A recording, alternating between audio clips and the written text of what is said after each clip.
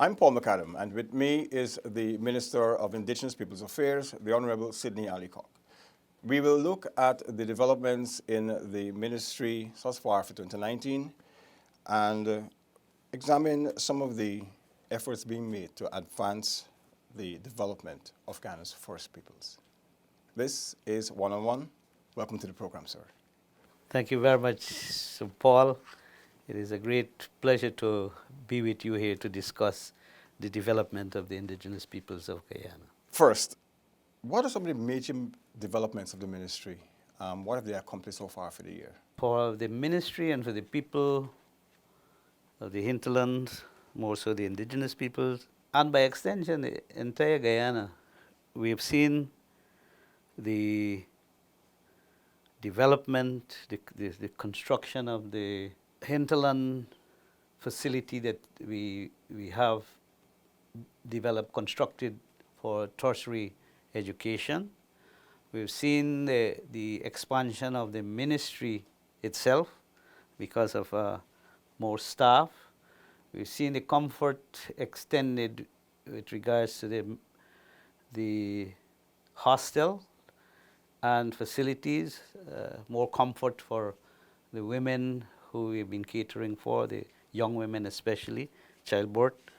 We've seen the expansion of the team of the ministry officers, the CDOs. We've seen a better relationship with the National Two-Shows Council because without them, projects means nothing. So that's a key component. We've seen the construction of the tomato project in Parmakotoi. We've seen the establishment of I think the only lapidary in the hinterland at Monkey Mountain. We've seen the revival of the coffee industry in Region 1, where we had to bring in new coffee plants from Mexico.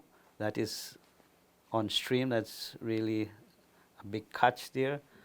We've seen the work of establishing the first, while it is not opened yet, the first hinterland institution. We call it the Green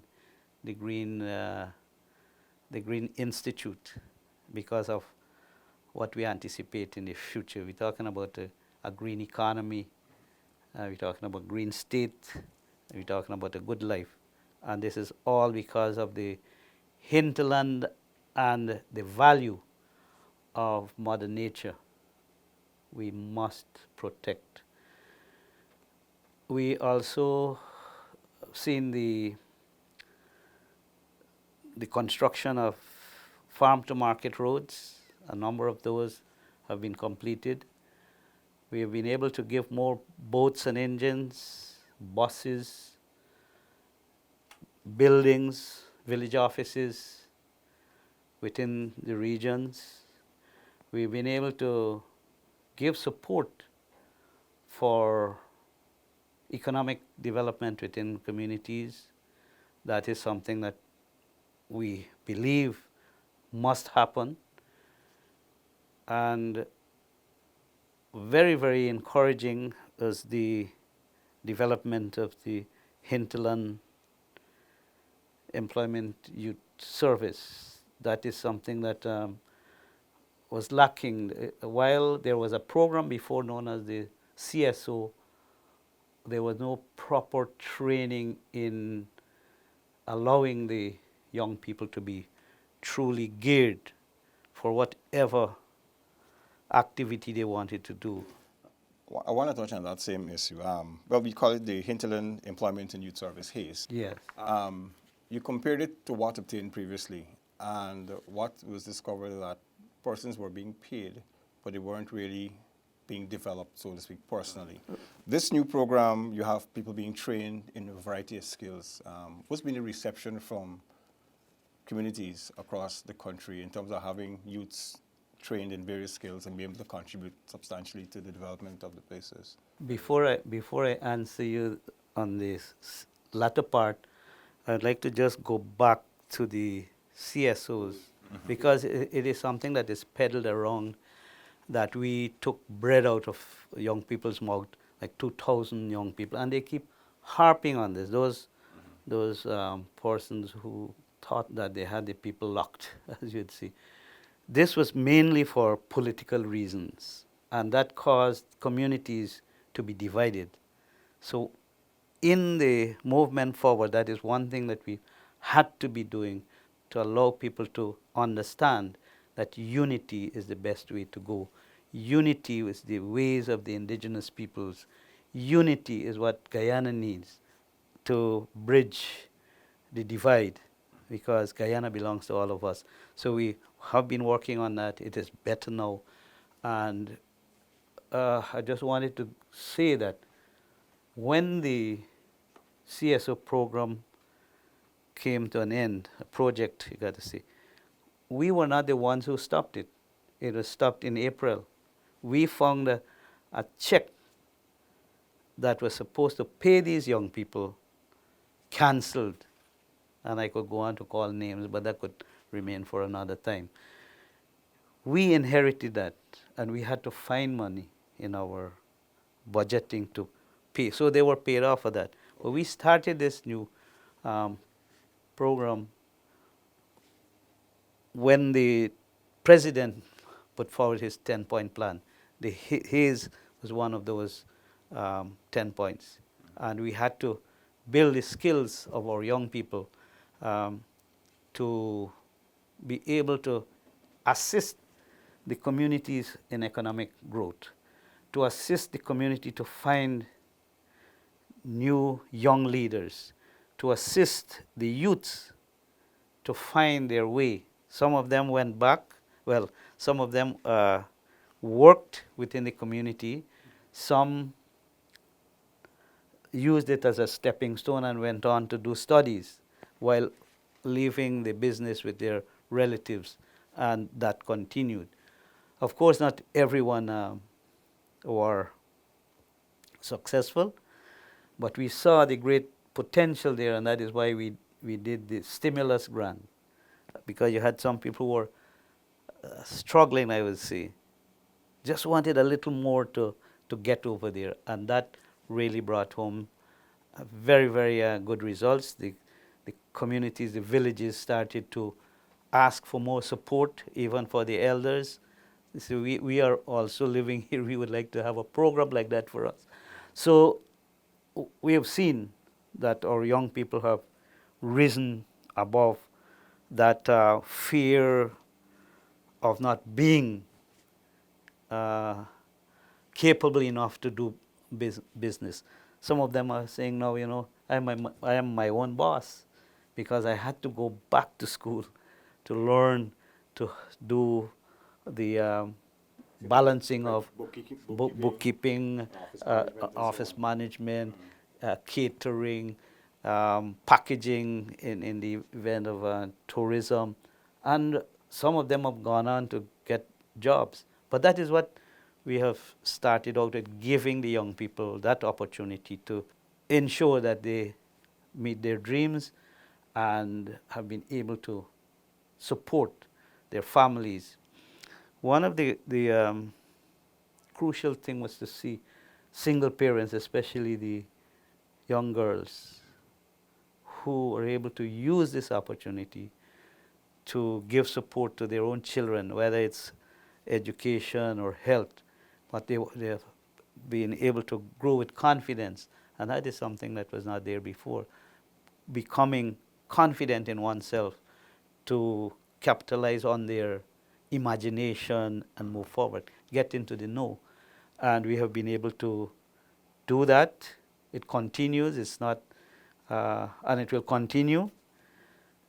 It's not a one-day thing, but the beauty is to see them becoming more and more positive, more confident, and being able to develop products that were not on show before. Okay, with this time, you would say to what the president is pushing, an education nation, because with education you become empowered, and throughout the interior and the hinterland, from my own experience, when you go to some of these communities, when you hear some of the people speak, when they say they now have knowledge about certain things, and they feel better about themselves, and they're more able to go forward and develop their communities and themselves. And a lot of them are asking for more to be done now. So, which will bring me, in a bit to the budget, but we'll come to that in a bit. How many scholarships were awarded this year? And what's been the take-up, the reaction so far from communities? It is 270 scholarships this year, and in the coming years we would like to have you advance, because why the opportunity is there better than before. With education we've seen better results, and of course the population is also growing. So in this present state that Guyana is in, there is big call for really rounded individuals to be placed in different positions, especially in the world of technology. And we have to do a lot of science, according to the president. We have places that our young people needs to be, not necessarily in Georgetown. And the president was saying, you don't have to come to Georgetown to get a top school. Every region must have a top school. And in those top schools, we expect that these very young people must return to help man those areas. And that is the drive that we're having now. And that is why we talk about the Green Institute, is to help to round our young people, to have a cadre of well-geared workforce to help in the development of this. What's the current status of the new technical institute, and do you have plans to replicate this in other regions? We have completed the building, but is not commissioned as yet. We would do that in the first quarter of next year. So the idea for this, we have already done a survey, fact-finding and meeting with communities of Region 1, 7, and 8 to get from the people their buy-in and to see what if they are interested. And it is very, very interesting to know that it is something that they would want to have, because it makes it comfortable to study in your own environment, because education is also there, and we need to share that. All right. I want to look at the community economic projects. You touched on it a bit just now in terms of the Lapidary, coffees back up, COSAV, and other community ventures. How do you think these projects can impact on the communities? I'm sure other communities are looking on and saying, okay, we need something like this in our area too. How do you handle that demand? Because I'm sure it's going to come. Because I know sometimes when you open these projects, you have people from other communities looking on and thinking, okay, we could do something like this too. Or we have skills in this area that, we're very good in. How does the government address that demand and move forward in terms of putting these kind of mini industries, so to speak, to lift the communities and develop them? Great, another wonderful question. As I made mention earlier, we have this 10-point plan.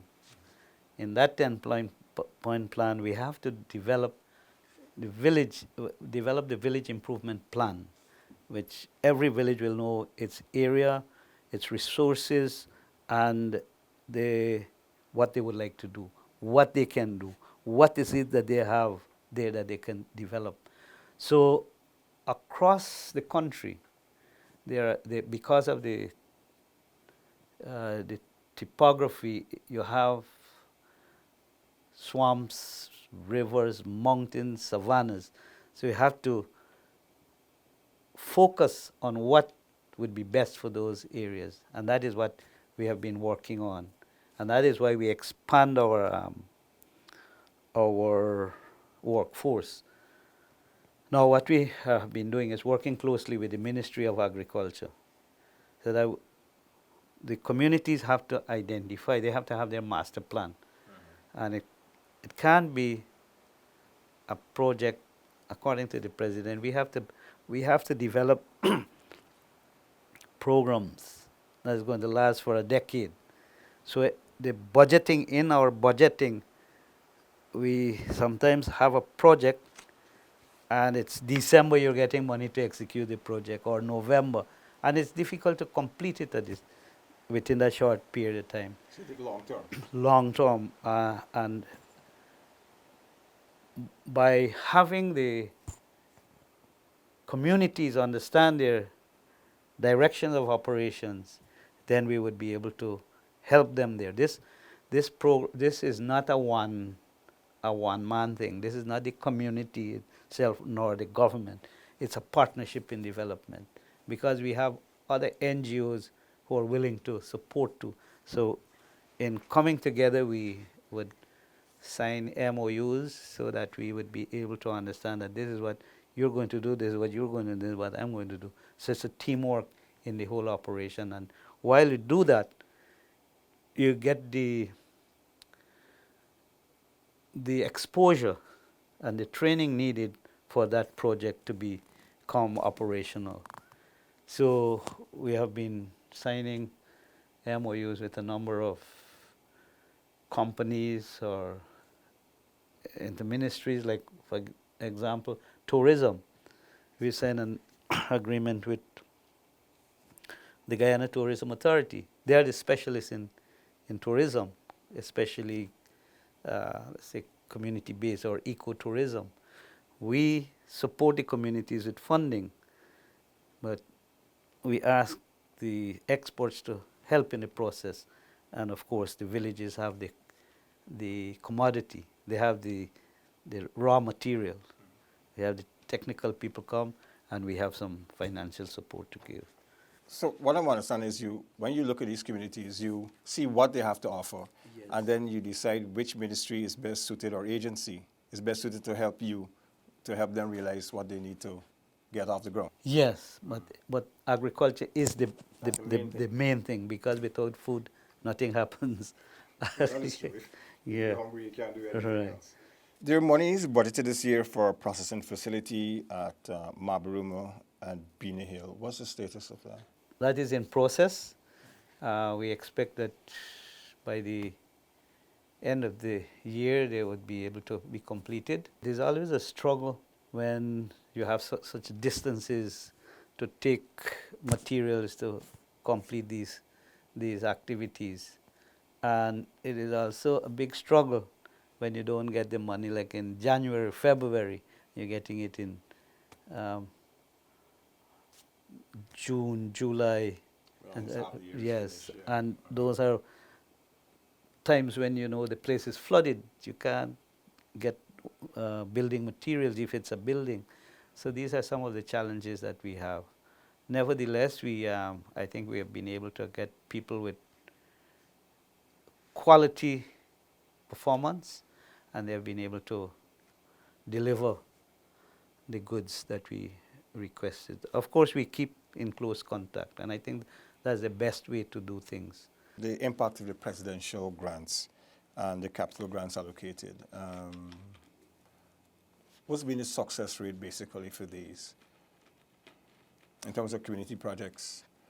These projects are really badly needed for the communities, because remember, the communities themselves cannot go to a bank, or even members of the communities can't go to a bank to say, well,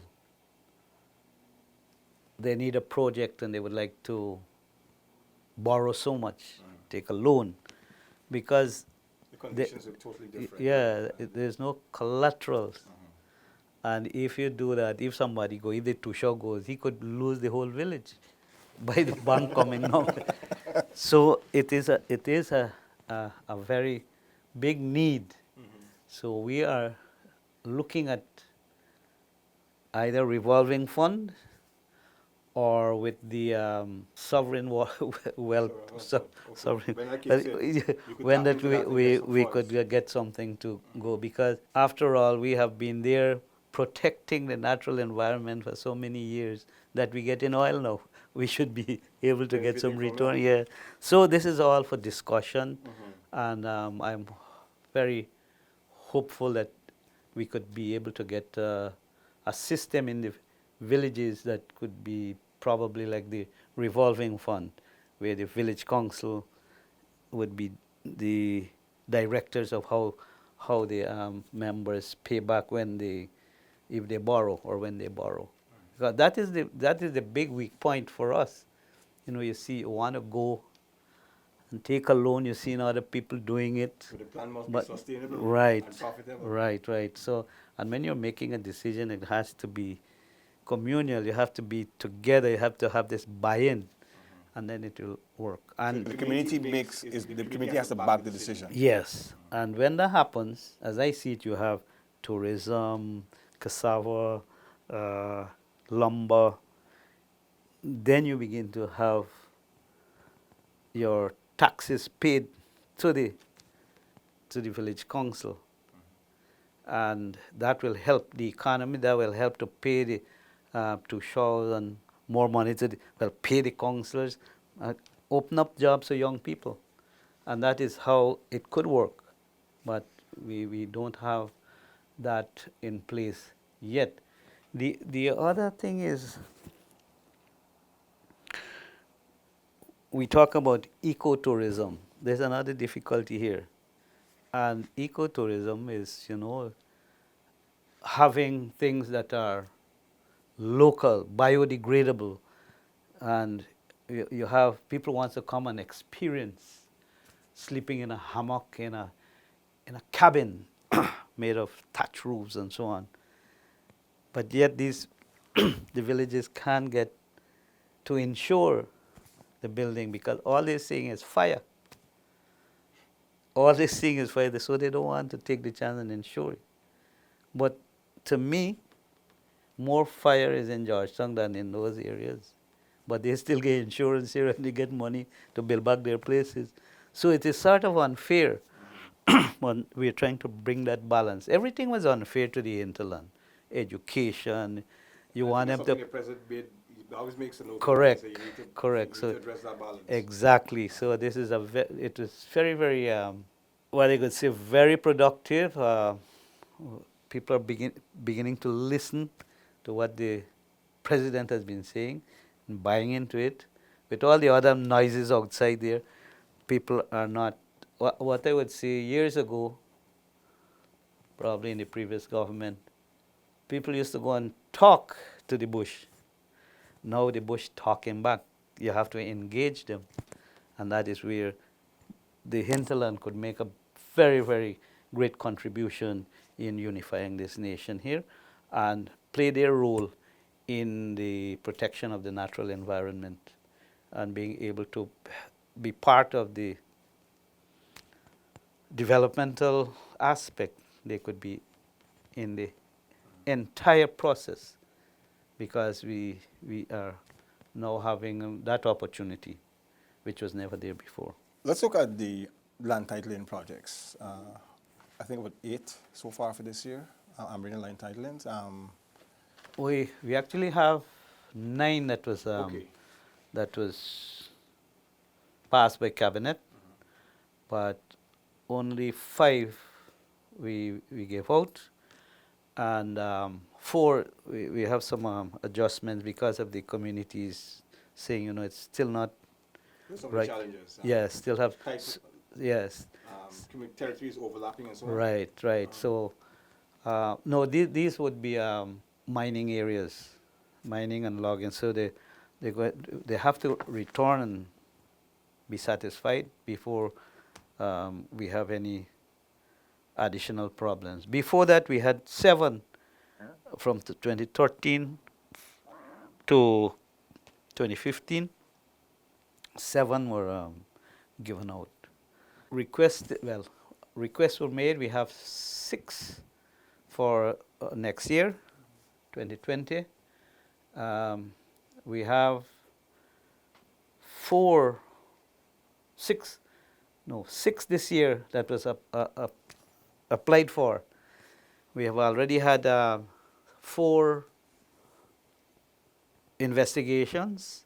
We have 2 more which would be completed this year. So though the team is leaving within the next 2 days or so. And then next year we go back to do the proper demarcation, because you have to get it by an FPIC and everything, it takes time. So, but we are very happy that we are moving. We have areas such as Karasabai. Finally, we are going to complete that survey. We are depending on lands and surveys to do this. That was surveyed on two occasions, to the dissatisfaction of the people in Karasabai. Remember, we train them and they know, they have their GPS. So when they go on the ground and they start to check it out, it was not corresponding with what they know to be their area according to the map. So it's only recently the whole team with the surveys and they found the place that was missing.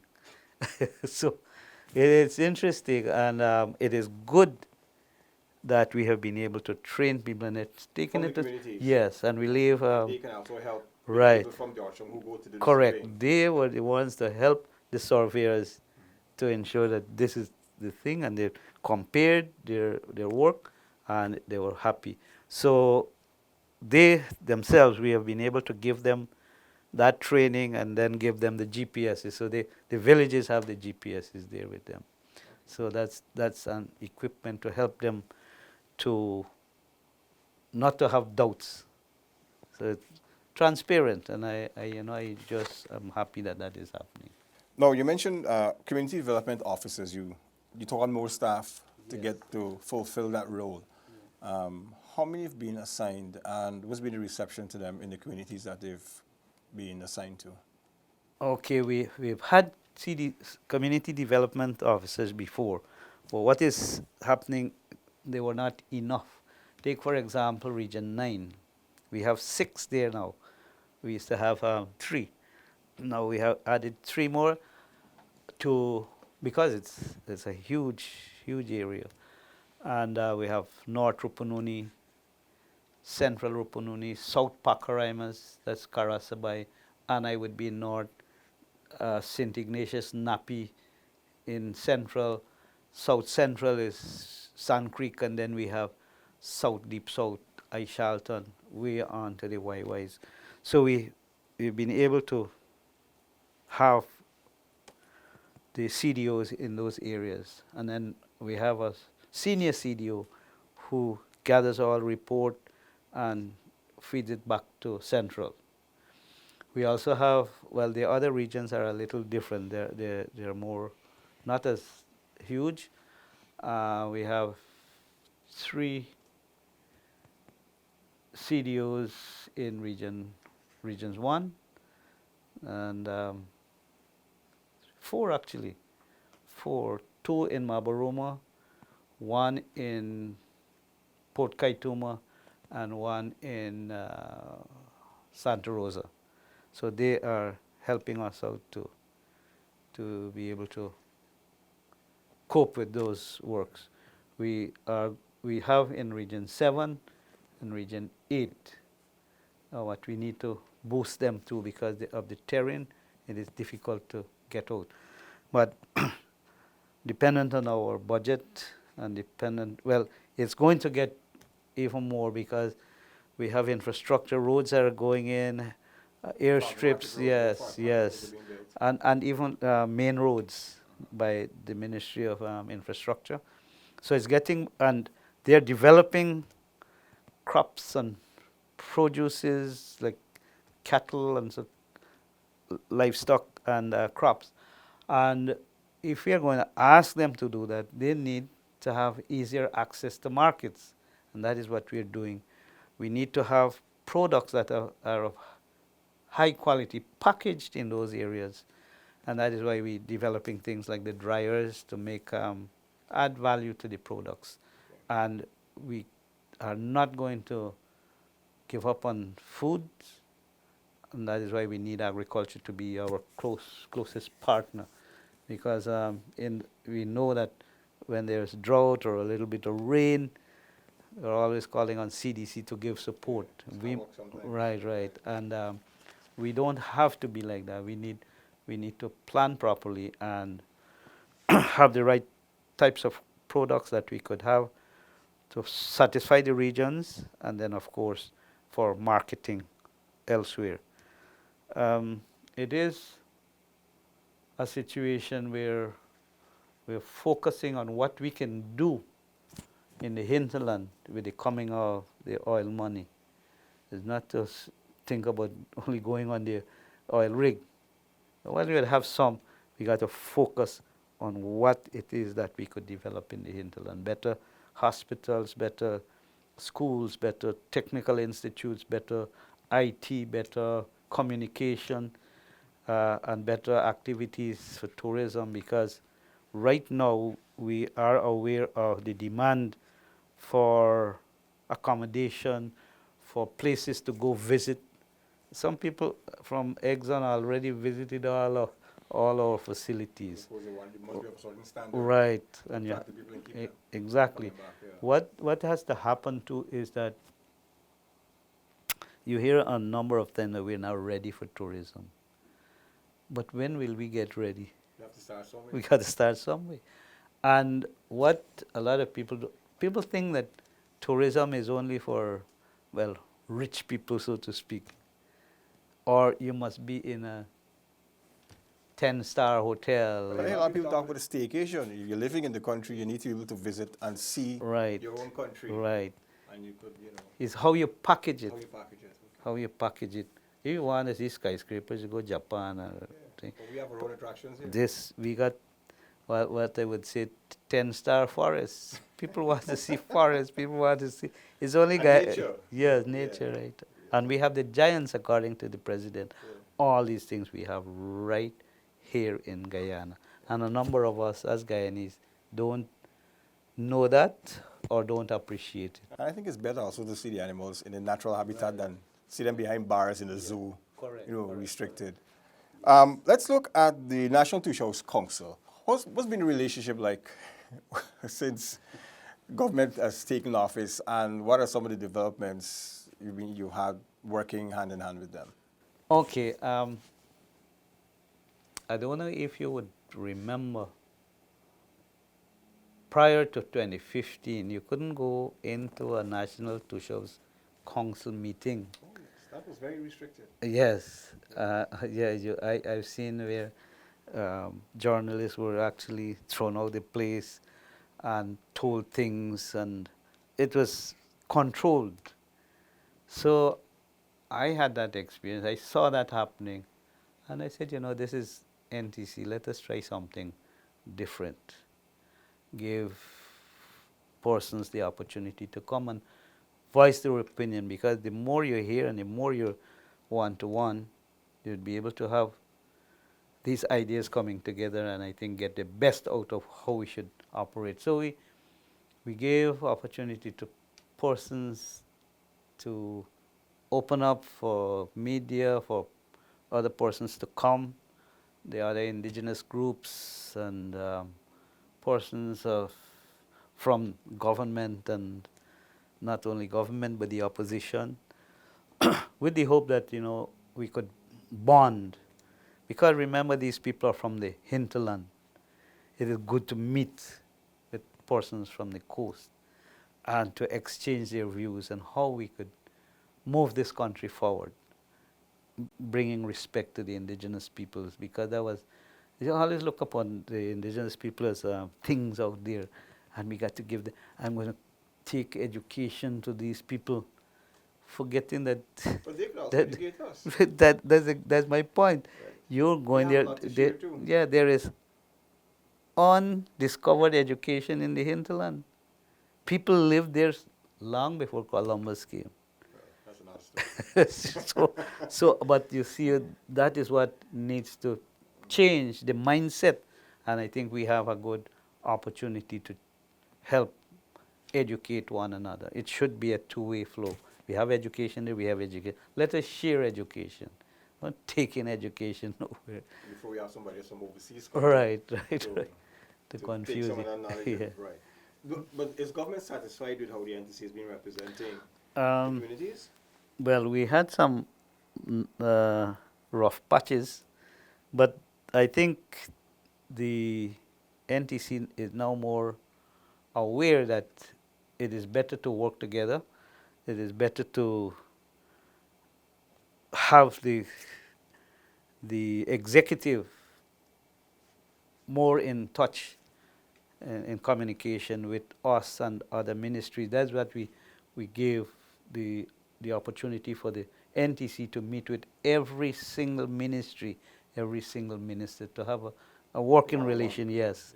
And in that way, they would be able to allow their people to understand how it works in government. And it's good for the ministers to get feedback. Because I Yes. think the president was saying sometimes with the regional chairman and the political differences, sometimes you don't get the feedback that you need. Correct. And when you have a one-on-one with the people, then you get an understanding as to what's really going on in the communities. Right, and I think with the government's approach towards allowing government to meet the people was a very, very useful approach, because the ministers were able to see places, the people were able to express themselves in their community, and I saw that as bonding, and it's growing, and I think a lot of us have appreciation for one another, and that is very, very useful. And I think we have been able to allow NTC to understand that they can't just sit down and wait. Like they would say, teach a man to fish, he'd always have fish to the balance of his life. We had to break that out of communities. Can't just give them fish. Right. Teach them how to fish. Right. And while we would be handing out things, it shouldn't be seen as a handout. Like a handout, as you like to say. Yes, it's a handout, and it is for used as a stepping stone to what they might want to achieve. So if we gave you a wheelbarrow, we expect that you're going to use this in your farm or take your stuff to a place that is satisfying to you, but it's bringing benefit to a project. Maybe taking cassava, it's more easier, and by doing that activity later on, you could have another wheelbarrow, and it keeps growing. So that is the type of approach we have been using with NTC. NTC was also in the South Rupununi. They were able to have through the system, the South Rupununi District Council established. It's gazetted. We now have other Region 1, Region 8, and I think Region 7. They have applied. So we are now in the process of seeing how we could help them to become more united in a bigger group. And they themselves came with that. They had a lot of discussions, even with other NGOs like APA and TAMOG and GOIP and so on. So we have been working to see the bigger picture. Get everybody on board. Right, because we said, why fight?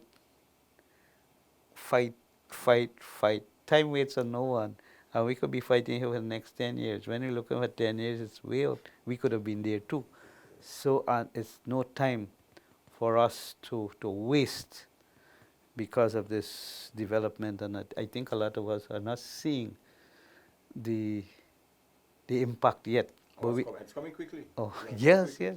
And we shouldn't wait for that. So it's getting prepared.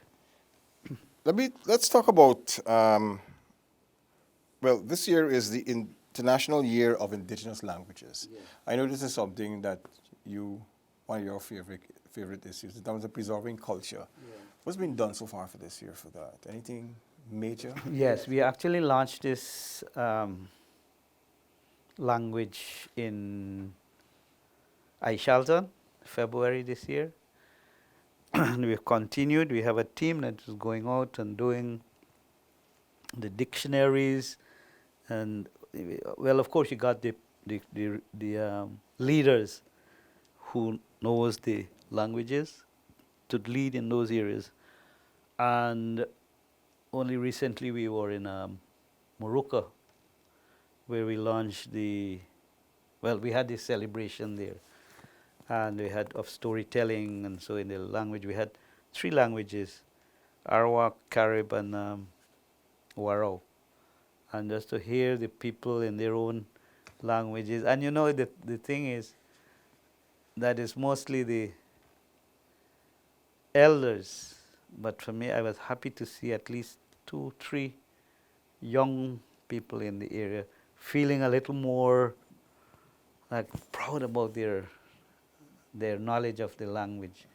And it's going to continue. We would like to see more of the family members, villagers, taking it on, not as something to be paid for, but something to pass on to the to the younger people. So we have dictionaries, I think 7 dictionaries so far, and that is going to be very, very useful. We intend to use this in the schools, and even through Hayes we are planning already to allow the children to grow multicultural, bilingual. Yes. Yeah. So when you're coming from growing up with these Hayes, especially the Hayes parents, we've seen 3, 4 children. We'll be giving them books so that they could read. You do it in English, and we have books to do it in their language. And when they're young, they get Right. it faster. Yes. So they could grow with that, because this English language is a national language, and the other language is your mother tongue, and don't forget it, because that's your identity. So growing with that will help them to be better prepared for when they go to school. You don't just go there and struggle, but you would be able to move smoothly into. Because they could see it in their own Yes. native tongue or Correct. dialect or whatever. Correct. So if anybody goes into the community, they could easily relate. Somebody come and talk, and if the old people still don't understand, they could be able to express it. And translate. Yeah, and translate. Right. That's the plan we have. What else? Well, we also are going to develop little booklets to give to the station here, give to you in case you go anywhere, you look at the words, and it's going to help you to be more aware of the pronunciation and what it means, and so you become more true Guyanese, and that is what we expect to be doing. Of course, Minister Lowe is responsible for that area, and she has her team. And next year we hope to expand on it. We're going to be, we would like to see the unit grow.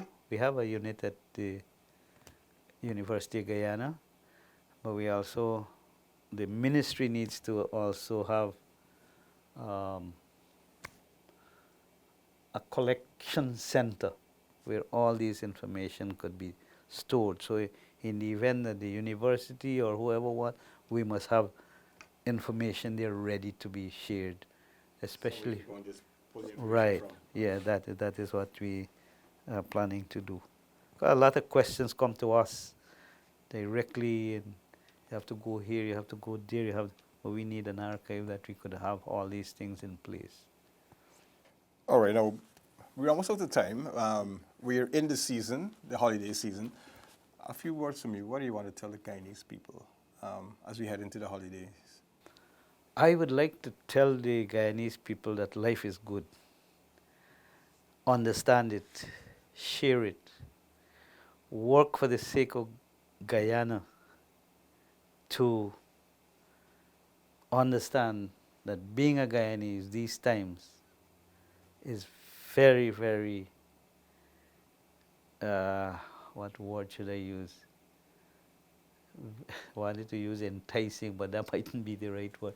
It is, I think, we have a lucky period in our journey, having a president like ours who have been able to bring order, if not totally, but with respect. And we should look at this Christmas as one, not only because of the oil, but because Guyana is on a path to better things to happen.